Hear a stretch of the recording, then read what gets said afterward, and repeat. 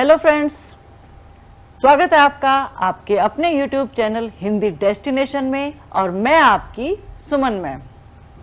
Friends, आज का जो वीडियो है इसमें मैंने हिंदी के कुछ प्रश्न लिए हैं। ये प्रश्न जो हैं आपका जो सिलेबस है, आपका सिलेबस मीन्स ये BSF, CISF, SSB, ITBP, CRPF और SSC GD इन सब के लिए बहुत यूजफुल है, उनके सिलेबस पर बेस्ड है।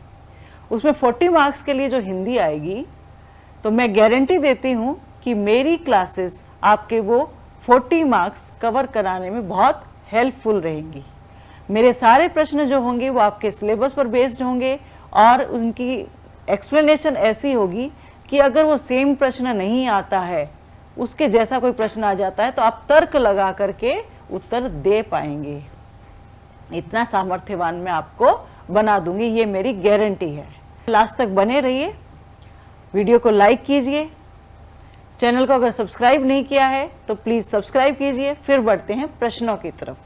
पहला प्रश्न है, अर्थ शब्द का प्रयोग किन किन अर्थों में होता है?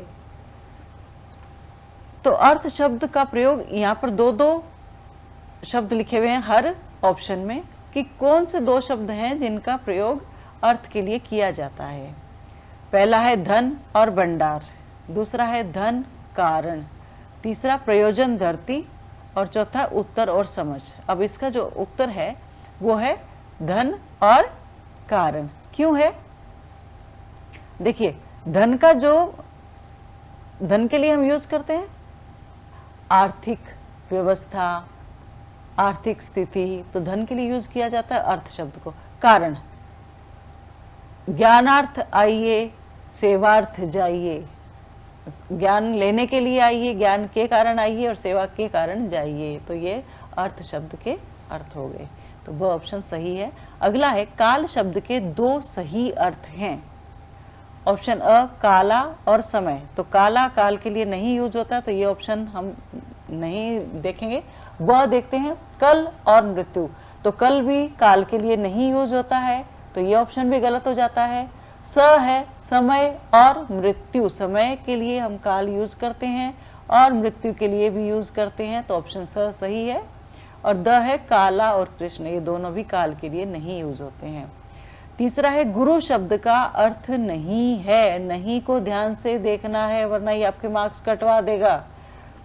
तो इनमें से कौन सा शब्द है जिसके लिए गुरु शब्द का प्रयोग हम नहीं कर सकते? देखिए, कोई भी चीज बड़ी होती है तो उसके लिए बड़ा गुरु शब्द यूज होता है, भारी के लिए भी गुरु शब्द यूज होता है और शिक्षक के लिए भी गुरु शब्द यूज होता है। केवल ऑप्शन द जो है गुड़, उसके लिए गुरु शब्द यूज नहीं होता, उसका अर्थ वो नहीं होता है। चौथा है, निम्न में से युद्ध शब्द का पर्यायवाची शब्द नहीं है। अयोद्धा, रण, संग्राम, समर। देखिए, रण भी युद्ध को बोलते हैं, संग्राम भी युद्ध को बोलते हैं, समर भी युद्ध को बोलते हैं। योद्धा कौन होता है? जो युद्ध करता है, तो ऑप्शन अ हमारा सही उत्तर है। पांचवा प्रश्न है, पक्षी शब्द के पर्यायवाची शब्द नहीं है। आपको पर्यायवाची शब्द याद करने हैं, तो अगर आपको याद होंगे पक्षी के तो आप ये उत्तर गलत नहीं करेंगे। अब देखिए, खग पक्षी के लिए यूज होता है, पंख नहीं होता है। खग विहग, विहग भी होता है, नवचर भी होता है, पंछी भी होता है, फिर विहग और फिर द्विज, ये सारे शब्द पक्षी के लिए यूज होते हैं। केवल पंख शब्द है वो नहीं होता है, तो ऑप्शन अ हमारा सही उत्तर हो जाएगा। अभी एक प्रश्न आपके लिए है, द्विज शब्द का प्रयोग पक्षी के अलावा किसके लिए किया जाता है? ये आप मुझे कमेंट करके बताएंगे। छठा प्रश्न है, अनिवार्य शब्द का विलोम शब्द है। अनिवार्य आपने देखा होगा परीक्षा में आता है, सभी प्रश्न करने अनिवार्य हैं। अनिवार्य मीन्स कंपलसरी है, आपको करने ही करने हैं। अगर कोई चीज कंपलसरी नहीं होती तो फिर वो क्या होती है? वो जरूरी होती है या ऐच्छिक होती है, अनुराग होती है या महत्वपूर्ण होती है? वो चीज फिर ऐच्छिक होती है, वो आपकी इच्छा पर है, वो जरूरी नहीं है, तो वो ऐच्छिक होता है। तो अनिवार्य का ऑपोजिट होता है ऐच्छिक। अगला है, कटुता शब्द का विपरीतार्थी शब्द है। विपरीतार्थी और विलोम शब्द एक ही बात होती है, यानी ऑपोजिट वर्ड आपको बताना है। कटुता का मतलब होता है कड़वापन। अब कुटिलता, कुटिलता स्वभाव में होती है, कटुता स्वाद में होती है, कोमलता, मधुरता और मूर्खता। तो इसका है मधुरता मतलब मीठापन, कड़वापन और मीठापन ऑपोजिट शब्द हैं। आकार शब्द का विलोम है, साकार, निराकार, गोलाकार, बेकार। यहाँ पर होता है आकार का ऑपोजिट हमेशा निराकार होता है, जिसका कोई आकार नहीं है वो निराकार है। तो निराकार इसका विलोम शब्द हो गया। सदा रहने वाला वाक्यांश के लिए एक शब्द, वाक्यांश के लिए एक शब्द आपके आएगा, मतलब एक वाक्यांश दिया रहता है तो उसके लिए केवल एक शब्द यूज किया जाता है, तो वो सारे पढ़ने हैं आपको। तो जो चीज हमेशा रहती है उसके लिए हम यूज करते हैं सदैव, हमेशा होने वाली चीज होती है, शाश्वत हमेशा रहने वाली चीज होती है, सदाचार और हमेशा इस वो नहीं है इसके उत्तर। द उपकार न मानने वाला, इसके लिए एक शब्द क्या हो सकता है, उपकार न मान, उपकारी उपकार करने वाला होता है, परोपकारी दूसरों पर उपकार करने वाला होता है, कृतज्ञ उपकार को मानने वाला होता है। तो कृतज्ञ जो होता है वो उपकार को नहीं मानता है, आपने क्या किया था मेरा, कुछ नहीं, ऐसे होते हैं कृतज्ञ लोग। जो पहले कभी न हुआ हो, वाक्यांश के लिए एक शब्द है, जो पहले कभी नहीं हुआ हो उसे बोला जाता है सर्वप्रथम। क्या होता है, जो सबसे पहले हुआ हो। अवैध भी नहीं है, अभूतपूर्व, जो पहले नहीं हुआ हो उसे अभूतपूर्व बोला जाता है। अनादर शब्द में उपसर्ग है, उपसर्ग वो वाक्यांश होते हैं शब्दांश जो शब्द के शुरू में लगकर उसका अर्थ बदल देते हैं। तो यहाँ पर है ऑप्शन अ, अन, अना और दर।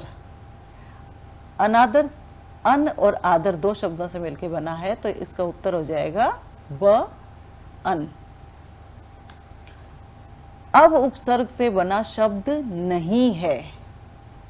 अब देखिए यहाँ पर चारों शब्द मेरे को अब शब्द के साथ दिख रहे हैं, उपसर्ग के साथ दिख रहे हैं, तो कौन सा है जिसमें उपसर्ग नहीं है? तो देखिए इसका उत्तर होगा अवधि। अवधि में उपसर्ग नहीं है, ये पूरा शब्द है, इनमें है अव और नति, अव और शेष, अव और गुण। परा उपसर्ग वाला शब्द नहीं है। ऐसा कौन सा शब्द है जिसमें परा उपसर्ग नहीं है? पराजय में भी परा है, पराधीन में है, परामर्श में है, यहाँ पर पराग शब्द है जिसमें ये उपसर्ग नहीं है, परा।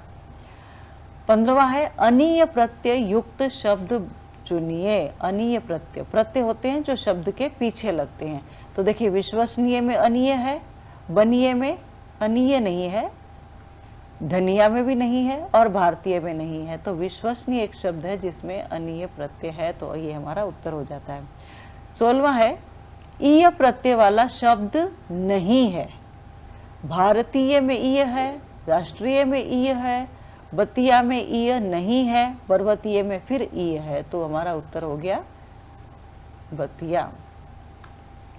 उपसर्ग और प्रत्यय वाला शब्द छांटिए। ऐसे शब्द भी होते हैं जिसमें उपसर्ग भी लगा होता है और प्रत्यय भी। तो यहाँ पर देखिए वो शब्द कौन सा है। पहला है लोभी। लोभी में केवल ई प्रत्यय है, लोभ प्लस ई। सजावट में सजा प्लस आवट, सज प्लस आवट, तो आवट प्रत्यय है। अनपढ़ में अन उपसर्ग है, पढ़ शब्द है। अभिमानी, ये हमारा उत्तर है। क्यों है? अभी और मान और ई, अभी उपसर्ग है, मान शब्द है, ई प्रत्यय है, तो हमारा उत्तर हो गया अभिमानी। दो प्रत्ययों वाला शब्द नहीं है। देखिए कुछ शब्द ऐसे भी होते हैं जिसमें दो दो प्रत्ययों का भी प्रयोग किया जाता है। यहाँ पर कौन सा शब्द है जिसमें दो प्रत्यय नहीं है? धार्मिकता, धर्म इक और ता, तो इक और ता दो प्रत्यय हैं। मित्रता, यहाँ पर केवल एक प्रत्यय है। रिश्वत, खोर प्लस ई, खोर और ई प्रत्यय है। दया, आलू और ता, यहाँ पर दो प्रत्यय हैं, तो उत्तर हो जाता है मित्रता। सत्याग्रह शब्द में समास है। इस शब्द को देखिए, सत्य के लिए आग्रह, इसका विग्रह बनता है। विग्रह मतलब इनको अलग करके लिखना। और जब दो शब्दों को हम अलग करके लिखेंगे, अगर उसमें कोई कारक चिन्ह आ जाता है तो वहां पर हमेशा तत्पुरुष समास होगा। रातों रात शब्द में समास है। देखिए जब भी सेम शब्द बार बार आएंगे तो वहां पे एक ही समास करना है। कौन सा समास करना है? अव्ययी, जिसमें यह दो बार आ रहा है। ठीक है, तो रातों रात, हाथों हाथ, यकायक, ये सारे शब्द अव्ययी भाव के होंगे। अगले प्रश्न की तरफ बढ़ते हैं। ई प्रत्यय लगाने से बना शब्द है। पढ़ाई, चढ़ाई, पंडिताई, धनी। अब देखिए जो शुरू के तीनों ऑप्शंस हैं इसमें ई प्रत्यय नहीं है, आई प्रत्यय है। आई, आई और आई, केवल धनी शब्द है जिसमें धन में ई प्रत्यय लगा है, तो हमारा उत्तर हो जाता है धनी। कठिनाई शब्द से बनने वाला विशेषण शब्द, ये भी आपके सिलेबस में दिया हुआ है कि आपको संज्ञा से विशेषण बनाने हैं। कठिनाई एक भाववाचक संज्ञा है और इससे विशेषण बनाना है, तो कठोरता नहीं होगा। कठोर भी विशेषण है लेकिन ये कठिनाई शब्द से नहीं बना है। कठिनता भी नहीं है, कठिन शब्द है जो एक विशेषण है। रानी सेब खरीद रही है, इसमें क्रिया कौन सी है? सकर्मक, अकर्मक, नाम धातु या प्रेरणार्थक? तो सकर्मक होती है। सकर्मक क्रिया ढूंढने के लिए देखिए, रानी काम करने वाली है और उसने काम क्या किया है? खरीदने का काम किया है। उसने क्या खरीदा? किसको खरीदा? अगर उसका उत्तर आपको वाक्य में मिल जाता है सेब को खरीदा, तो वो सकर्मक क्रिया होगी। रानी सो रही है, रानी करता है, उसने सोने का काम किया। अब किसको अगर हम ये प्रश्न बनाते हैं तो यहाँ पर कोई उत्तर हमें नहीं मिलेगा, तो फिर ये अकर्मक क्रिया हो जाती है उस कंडीशन में। ठीक है, चलिए अगला है मीरा भजन गाती है। ये कौन सा वाच्य है? वाच्य होता है वॉइस, एक्टिव और पैसिव वॉइस होती है। अगर एक्टिव वॉइस है तो कृतवाच्य है, अगर पैसिव वॉइस है तो कर्मवाच्य है। मीरा भजन गाती है, मीरा कार्य कर रही है, मीरा ने भजन गाया है, तो ये कर्तृवाच्य है। अगर हो जाता है मीरा द्वारा भजन गाया जाता है, तो फिर जब भी द्वारा और से होगा, मीरा से भजन गाया जाता है, मीरा द्वारा भजन गाया जाता है, तो उत्तर आपका कर्मवाच्य हो जाएगा। अब आपके लिए है एक्सरसाइज। 4 प्रश्न मैं यहाँ पर दे रही हूँ, इनके सही उत्तर आप मुझे कमेंट करके बताएंगे। स्वागत शब्द में उपसर्ग है, ऑप्शन है सु, स्व, स्वा और गत। इनमें से कौन सा है वो आपको बताना है।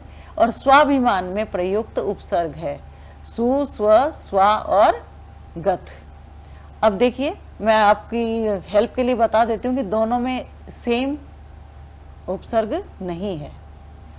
इनमें से सही शब्द कौन सा है? आपके मात्राओं की और वर्तनी की जो गलतियां हैं वो भी आपको देखनी आनी चाहिए कि ये शब्द क्यों गलत है। यहाँ पर देखना है कि शब्द कौन सा सही लिखा हुआ है, वो आपको चुनना है। धरती का पर्यायवाची शब्द नहीं है, ये इनमें से 3 शब्द हैं जो धरती के पर्यायवाची, एक शब्द कौन सा नहीं है वो आपको आंसर कमेंट करके बताना है। वीडियो को अंत तक देखने के लिए बहुत बहुत धन्यवाद। मेरे साथ बने रहिए, हमारा साथ बना रहेगा जब तक कि आपका एग्ज़ाम नहीं हो जाता, आपका सिलेक्शन नहीं हो जाता। आपके सिलेक्शन की गारंटी मैं देती हूँ।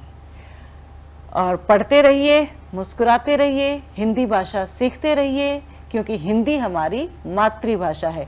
जय हिंद, जय भारत।